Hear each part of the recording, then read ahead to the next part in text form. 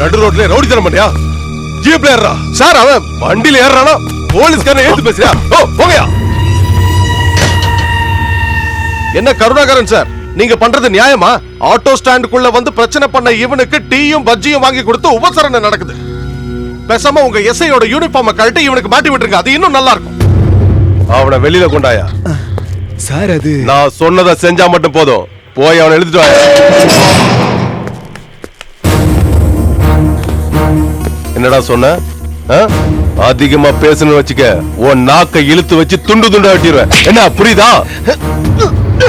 ஒருவேளை கஞ்சிக்காக தான் சார் நாங்க எல்லாரும் கஷ்டப்பட்டு ஆட்டோ ஓட்டிக்கிட்டு சுத்திட்டு இருக்கோம். அங்கேயே வந்து எங்க சோத்துல மண்ணாளி போட பாக்குறாங்க.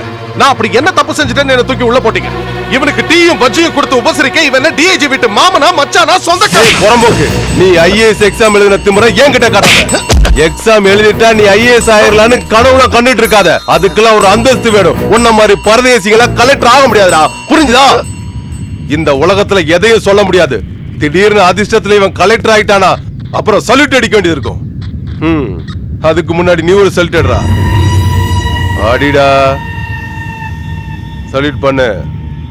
ஆடிடா. ஓ, நீ எனக்கு அடிக்க மாட்டியா? அடடா, அடிடாடா. என்னடா முறைக்கிற?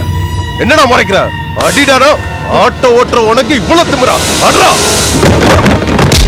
நான் சொல்றது நீ சீரியா இல்லையாங்கறத நானும் பாக்குறேன்டா. அடடா. அடிக்க போறியா இல்லையா? என்னடா சொல்லிக்கிட்டே இருக்க? சார் வேண்டாம், அடிக்காதீங்க சார். நான் சொல்றேன் சார், ப்ளீஸ். அவன் என்ன பண்ணா தெரியுமா? தயவு செஞ்சு சார், இனிமே அவன் எந்த தப்பும் பண்ணாம நான் பாத்துக்கிறேன். சித்தப்பா, இவன் கையை காலை புடிச்சு வெளியே வர நான் விரும்பல. கோர்ட்ல ப்ரொடியூஸ் பண்ணட்டும், அங்க ஈஸியா ஜாமீன் கிடைச்சிடும். நீங்க ஒண்ணும் பயப்படாதீங்க. என்ன திமிரா பேசுறான் பாத்தீங்களா? இவன் மேல கேஸ் புக் பண்ணி 6 மாசம் உள்ள தள்ளதான் இவன் திமிர அடங்கும். எனக்காக அவனை இந்த தடவை விட்டுடு.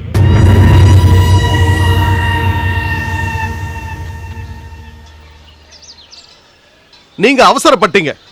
நீங்க எதுக்காக ஸ்டேஷனுக்கு வந்தீங்க? நான் அவனை ஒரு வழி பண்ணிருப்பேன். நீ அங்க காட்டின தைரியத்தை விட 10 மடங்கு அதிக தைரியம் இருந்தது உங்க அப்பாவுக்கு. ஞாபகம் வச்சுக்கோ. கடைசியில அவர் நிலைமை என்ன ஆச்சு? உங்க அப்பாவோட நிலைமை உனக்கு வரக்கூடாதுன்னு தான் உன்னை நிழல் மாதிரி நான் பின் தொடர்ந்துகிட்டே இருக்கேன். நீ ஒரு ஆட்டோக்காரனா வாழறது தான் உன் ஆசைன்னா சண்டை சச்சரவு அடி தடின்னு என்ன வேணா பண்ணலாம். அந்த ஆள் மட்டும் கேஸ் ஃபைல் பண்ணியிருந்தான்னா நீ படிச்ச படிப்பெல்லாம் வேஸ்டா போயிருக்கும். இல்ல சித்தப்பா, அந்த நம்பிக்கை எல்லாம் போயிடுச்சு. அவன் என்ன பேச்சு பேசுறான் பாருங்க. அவனுக்கு அவன் மேலேயே நம்பிக்கை இல்ல. ஏமா அத குடுமா. படிச்சு பாரு.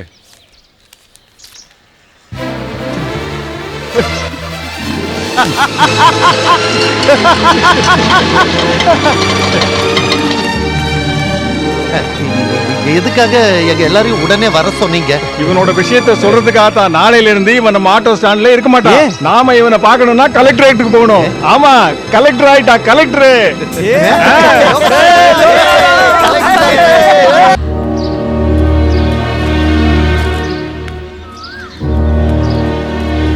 இது அந்த பரந்தாமனோட பழைய வீடாச்சே. நீ எப்படி இங்க? எனக்கு பழசெல்லாம் கொஞ்சம் கொஞ்சமா ஞாபகம் வருது சித்தப்பா. ஆட்டோக்காரனா இருந்த என்ன கலெக்டர் ஆகி பார்க்கணும்னு ஆசைப்பட்டா. அதுக்காக அவங்க அப்பாவே எதிர்த்தா. என்னால எல்லாத்தையும் சகிச்சுக்க முடியும், பொறுத்துக்க முடியும். உங்களுக்காக நான் பட்டினி கிடக்க கூட தயாரா இருக்கேன். இதை யாரும் ஏத்துக்கலனாலும் நான் உங்க வீட்டுக்கு வருவேன். இப்ப நான் என்ன சொன்னாலும் உனக்கு புரியாது. நீ போய் தூங்கு. எங்க அப்பாவை பார்த்து நான் ஒன்னும் பயப்பட மாட்டேன். லட்சுமி,